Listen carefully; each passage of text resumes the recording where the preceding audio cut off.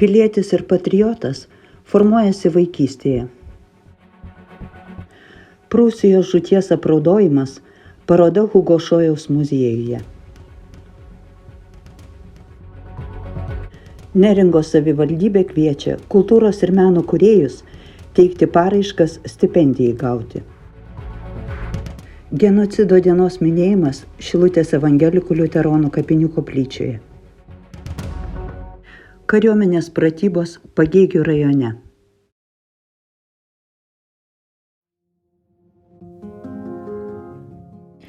Pilietiškumas sunkiausiai ir ilgiausiai besiformuojanti tautos savybė. Tai neįvyksta per 10 ar 30 metų, taip sako istorikai. Deja, bet tarpukaryje formuojant Lietuvos pilietį, šį procesą nutraukė karas ir okupacija. Toliau sekė ilgi sovietmečio metai, išplovė šį besusiformuojantį fundamentą, o vėliau plūstelėjo globalizmo ir pasaulio piliečio įvaizdžio kūrimo etapas. Tik ar mūsų žirnio dydžio etnosui tai padeda? Emigravę, susigėrę kitose tautose, ar neprarasime to, kas vertingiausia?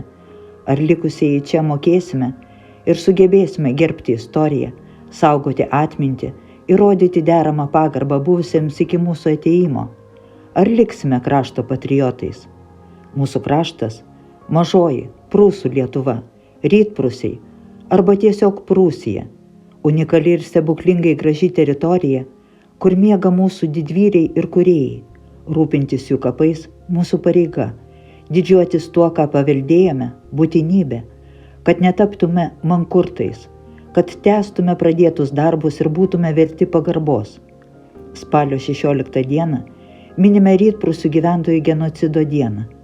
Šilutės senosios evangelikų liuteronų kapinėse išvakarėse sutikome gimnazistų desantą iš Herderio pirmosios gimnazijos, draugė su istorijos mokytoja Laima Toliušienė, atvykusius tvarkyti kapų, kur ilsisi mūsų miesto iškiliausieji žmonės. Pilietiškumo pamoka jauniesiems šilutiškiams vyko šioje vietoje.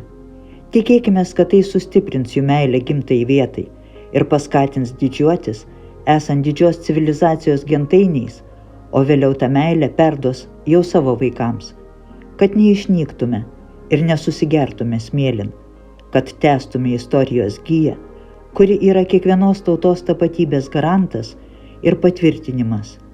Aš esu ir būsiu čia, nes tai mano gimtinė.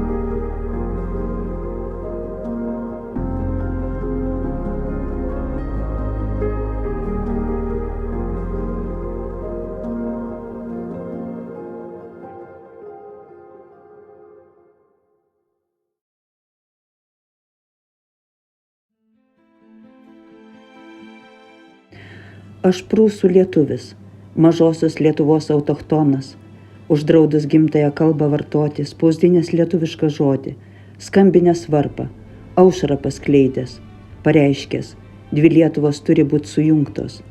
Aš Rytprūsių bernas, nesuspėjęs pasitraukti su frontu, kuri prikalė tvarte prie durų, mergaitė mirtinai prievartauta, broliui stebint pakabintam ant virvių, aš vilko vaikų palikuonis, suradęs paguodą ir duonos lietuviškoj pokario pirkioje. Aš istorijos vėjas, pasaka sekantis ainiams, jiems negirdėta kalba. Ar yra dar kas gali suprasti, ką šnabžda begriūnantis miestai, kapai, smėlio smiltis ir ošiančios ąžuolo šakos? Valdas Aušra. Klaipėdos krašto prijungimo prie Lietuvos 100-osios metinės išskirtinė galimybė prisiminti tragišką senosios Prūsijos istoriją. Šia proga Lietuvos teatro, muzikos ir kino muziejus Hugo Šojaus muziejuje parengė parodą Apgiedokime Prūsijos žūtį. Jos pagrindas – lietuvių folkloro teatro spektaklis Apgiedokime Prūsijos žūtį, kurio režisierius Povilas Mataitis bei dailininkė Dalia Mataitienė, scenografija, kostiumai. Premjera įvyko 1989 m. Liepos 15, minint Žalgirio mūšio 579 metines.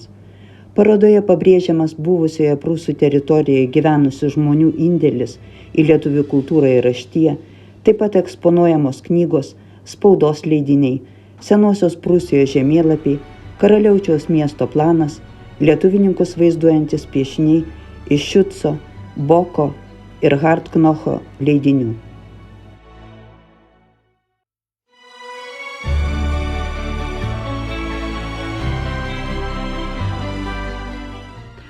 Paroda veiks iki lapkričio 20 dienos.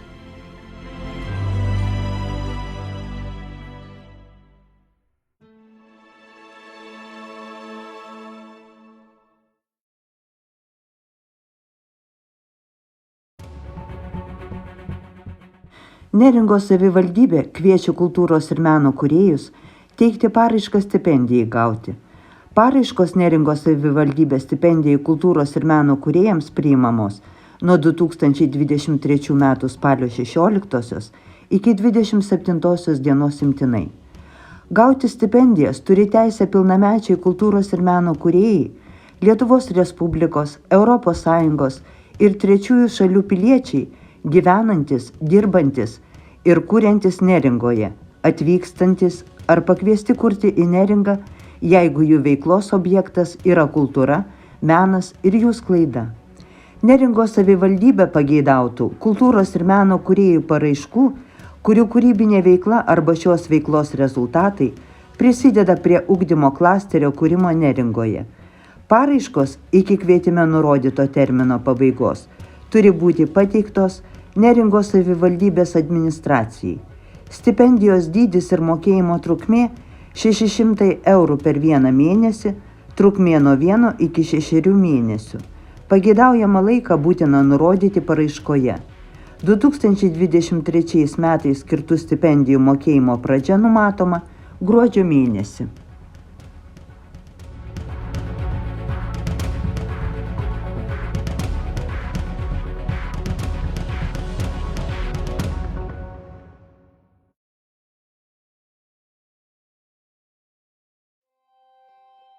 Sekmadienį, spalio 15 dieną, Šilutės senųjų evangelikų liuteronų kapinių koplytėlėje jaukiai ir ramiai paminėta Mažosios Lietuvos gyventojų genocido diena. Renginyje giedojo Šilutės sakralinės muzikos mišrus choras Liaudamus, pranešimą apie nusikaltimus prieš vietinius gyventojus pokario metais perskaitė Lietuvininkų bendrijos valdybos narė daktarė Dalia Kiseliūnaitė, prasmingą žodį tarė kunigas Remigijus Šemeklis. Nulenkti galvas genocido aukoms atvyko nemažai Lietuvininkų bendrijos narių.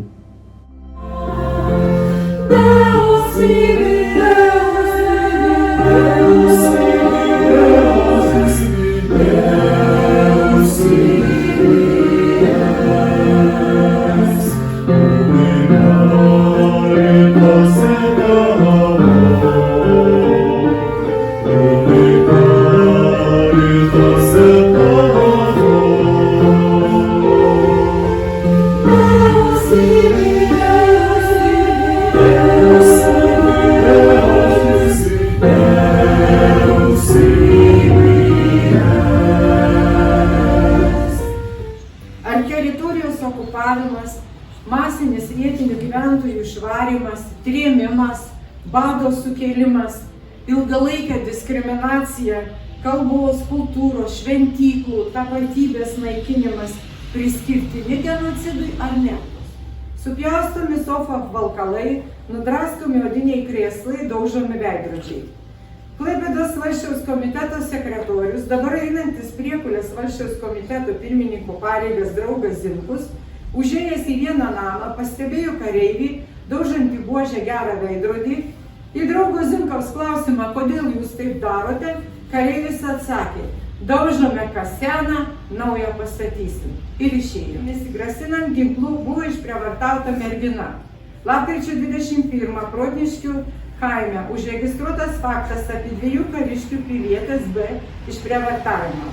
Visų šių faktų tyrimas sunkina tai, kad dažnai negalime patekti į karinių dalių dislokacijos vietas. Prašome jūsų įsikišimo. NKVD operatyvinės grupės priekulėje vyr-leitenantas Kazakov. Parašas, kad raudonarmiečių savivalė prasidėjo vos įžengus į kraštą. Buvo daužomos parduotuvių vitrinos, išsinešiojamos visos likusios prekės, laužomos butų durys, barbariškai laužomi vertingi baldai, nuo sofų krėslų draskoma oda ir aksomas. Dėl tokio elgesio, kadaise gražus Šilutės miestas, kurį vokiečių kariuomenė paliko be mūšio ir beveik nesugriauta, šiuo metu atrodo apgailėtinai. Mieste beveik neliko butų, kurie tiktų gyventi netrukus remonto. Neišliko nei viena parduotuvė. Buvo žaginamos net 70-metės senutės ir 14 metų mergaitės jų tėvų akivaizdoje.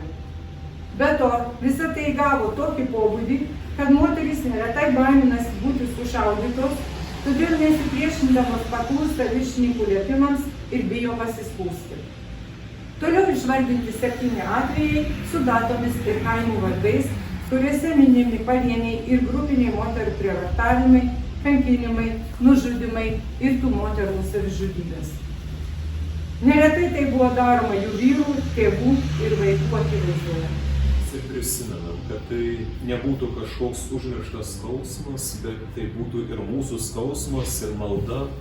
Neduok Dieve, kad pas mus dar kada nors pasikartotų tie dalykai. Ir mirties akivaizdoje žmogus elgiasi kaip ne žmogus. Visi sako, kad netgi su gyvuliu negali lyginti, nes kaip elgiasi gyvulys, taip nesielgia. Kad mes melstume ir prašytume, kad niekada daugiau nebeteitų į mūsų kraštą tokie žiaurūs, tamsūs nusikaltimai.